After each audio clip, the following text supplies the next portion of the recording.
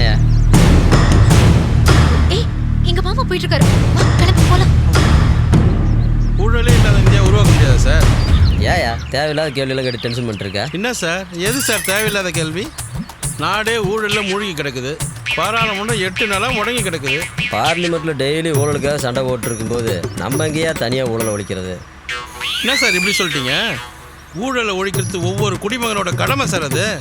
ஆமாம், நீயும் மாரிமுத்து ஸ்டேஷனில் கட்டி பிடிச்சி உருண்டு சட்டையெல்லாம் கிழிச்சிட்டு நின்றுருந்தீங்க. என்ன மேட்ரு சார்? அது ஒன்றும் இல்லை சார். என் பார்ட்டி ஒருத்தன் கேஸை டீல் பண்ண சொல்லி அவன்கிட்ட கொடுத்தேன் சார். அவன் எனக்கே தெரியாமல் 20,000 ரூபாய் ஆட்டையை போட்டேன் சார். ஆட்டையை போட்டேன், பாதி பங்கு நீ தரணும் இல்லை சார். கேட்டால் அவனுக்கு கோவம் வருது சார். அதான் ஓங்கி மூஞ்சி மேலே ஒரு குத்துறேன் சார். நீ எல்லாம் இந்தியாவோட ஊழலை ஒழிக்கிறத பற்றி பேசுகிற. உன் லெவலுக்கே 2 வீடு வாங்கிட்ட. அது உன் சம்பளத்திலே வாங்கினதா? அதான் சார் கேட்குறேன். என் லெவலுக்கே நான் லஞ்சம் வாங்கி நான் 2 வீடு வாங்கியிருக்கேன்னா உங்களை மாதிரி உயர் அதிகாரிகளாம் எவ்வளோ வாங்கி செட்டில் ஆகிருப்பீங்க. அந்த ஆதங்கத்தில் தான் சார் கேட்குறேன். ஆதங்கம் எதில் வருது பாருங்களுக்கு? என்ன சார் பதிலே காணோம்? நான் சிங்க மாதிரி உன்ன மாதிரி கேவலமானவன் கிடையாது. எனக்குன்னு ஒரு கௌரவம் இருக்கு. என்ன கௌரவம்? நீங்கள் கட்டிக்கு போகிறவங்க அக்கா பொண்ணு அங்கே ஒருத்தரோட உட்காந்து கொஞ்சம் குழாவிட்டு இருக்கா. எங்கேயா? அங்கே. நிறுத்தியா வண்டியா? வண்டி நிறுத்து. யோ வண்டி நிறுத்தியாண்ணா. ஏன் அங்கேயே சொல்ல? அது நீங்கள் பார்க்கக்கூடாதுன்னு தான் நான் தேவையில்லாமல் நாட்டை பற்றி பேசிட்டு இருந்தேன். நீங்கள் கௌரவத்தை பற்றி பேசுகிறோன்னு எனக்கு சொல்லுன்னு கோவம் வந்துடுச்சு. திருப்பியா?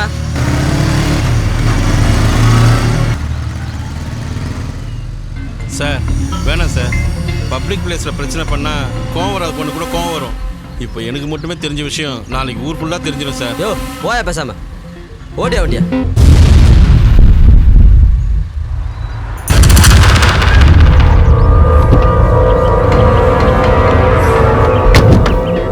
எங்கக்கா அவன் பொண்ணு? ஏன் கோயிலுக்கு போயிருக்கா? அவன் கோயிலுக்கு போல, காதலோட ஊர் சுத்த போயிருக்கா. நீயும் சேர்ந்து போய் சொல்ற. சிங்கம்மா இப்போ எப்படி அசிங்கப்பட போறப்பாரு? அன்றைக்கு அவ்வளோ தூரம் சொல்லிட்டு போனேன், திருப்பி அவன் கூட சேர்ந்து சுத்திட்டு இருக்கா. சொல்லிட்டு போன நான் என்ன சொங்க பையனா? அவன் மேல தப்பு இருந்தா இல்ல நீ ஆசைப்படுறதுல ஒரு அர்த்தம் இருந்தா நான் இல்ல இந்த ஊரை 4 பேர் கேட்கறதுக்கு ஒரு நியாயம் இருக்கு. எனக்கு உரிமை இருக்கு. உன்னை கட்டி கொடுத்து அவ பிறந்ததுல இருந்து காது குத்து வயசுக்கு வந்த சீர்சனத்தை செஞ்ச தாய் மாமனுக்கு அவளை கட்டிக்கிறதுக்கு உரிமை இல்லையா? வளர்த்த மரத்துல பழம் பறிக்கிறதுக்கு மரத்துக்கிட்ட சம்மதம் வாங்க வேண்டியதில்லை. மரமா இருந்தா பரவாயில்ல, மனசு சம்பந்தப்பட்டது. உன் வயசு என்ன, அவ வயசு என்ன? அதெல்லாம் ஒண்ணும் இல்ல. 2 குழந்தை பெத்தா போகுது, வயசு மட்டும் இல்ல. ஏய் எங்க போயிட்டு வர? கேக்குறல்ல? யாராவது கிளி வளர்த்து குரங்கு கையில் கொடுப்பாங்களா? பெருமாள் இது நியாயம் இல்லை, தப்பு.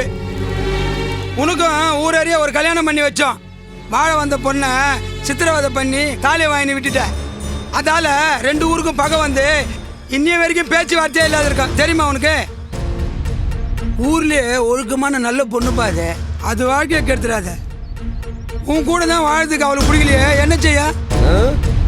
உன் பொண்டாட்டிக்கு தான் உன் கூட வாழ பிடிக்கல, உன் கூட வாழல. ஏண்டி என்ன பிடிக்கலன்னு அவர்கிட்ட சொன்னியா? படி உள்ள. இனிமே காலம் கடத்த நான் தயாரா இல்ல. அடுத்த வாரமே கல்யாணம். எல்லாரும் முன்னாடி நடக்கணுமா, நாங்க 2 பேரும் மட்டும் பண்ணிக்கணுமாங்கிறத முடிவு பண்ணிக்க. என்னை ஏமாத்தணும் நினைச்ச அம்மாளும் மகளும் குறுக்கு வழியில யோசிச்சிங்க. வீட்டை வெளியில பூட்டி உள்ள வச்சு மண்ணெண்ணை ஊத்தி கொளுத்திடுவேன். இங்க பாருமா, நீ ஊர் பஞ்சாயத்தை கூட்டு அங்க பேசிக்கலாம். கூட்டுங்க.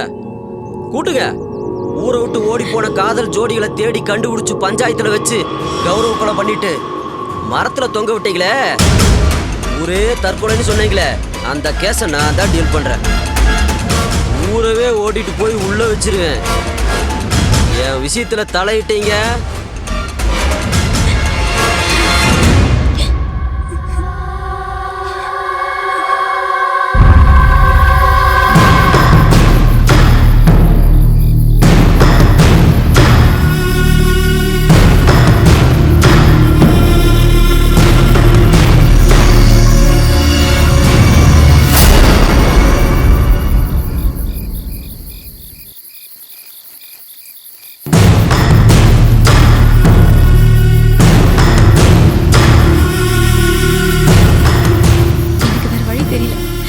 ஃபாரினுக்கு போயிட்டு வந்து இவளை தாலி கட்டுற வரைக்கும் என் தம்பி இவளை விட்டு வைக்க மாட்டான்.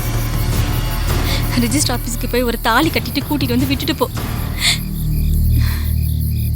அதுக்கு மேல நான் பாத்துக்கிறேன்.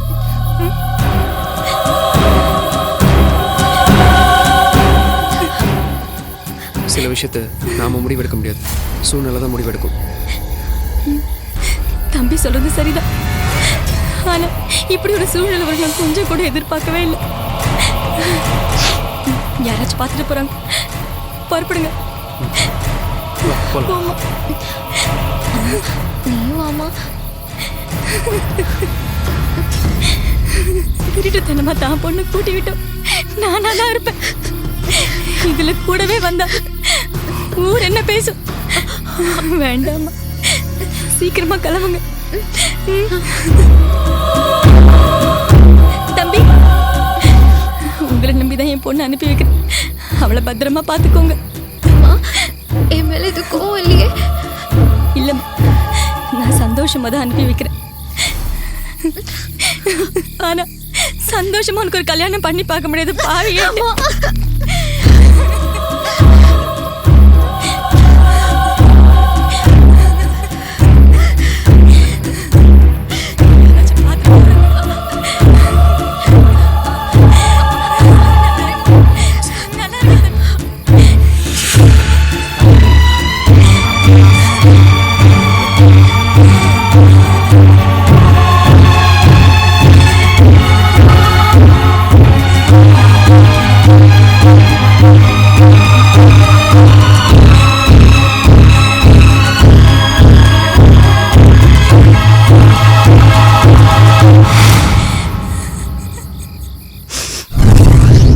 என்னம்மா இன்னும் உங்கள் ஊரில் எப்படி இருக்காங்க? சரி, கவலைப்படாதீங்க, நான் இருக்கேன். நாளைக்கு உங்கள் 2 பேர் கல்யாணம், சரியா? நம்ம உடனே இந்த இடத்த விட்டு கிளம்பணும். ஏண்டா? ஏதாவது ரூட்டு பிடிச்சி வந்தாங்கன்னா நேராக இங்கே தான் வருவாங்க. நீங்கள் என்னையை நம்பி வந்திருக்கீங்க, உங்களுக்கு திரும்பவும் எந்த பிரச்சனையும் வந்துடக்கூடாது. சரிடா, இப்போ என்ன ஹோட்டலுக்கு போகணுமா? ஹோட்டலுக்கு போனால் சரி வராது, தேவையில்லாத கேள்விலாம் கேட்பாங்க. எனக்கு தெரிஞ்ச கெஸ்ட் ஹவுஸ் ஒன்று இருக்குது, அமைதியாக இருக்கும், அங்கே எதுவும் பிரச்சனை இருக்காது. ஒரே ஒரு நாள் தானே ஸ்டே பண்ண போகிறோம், ஓகேவா? என்ன சொல்கிறேன்?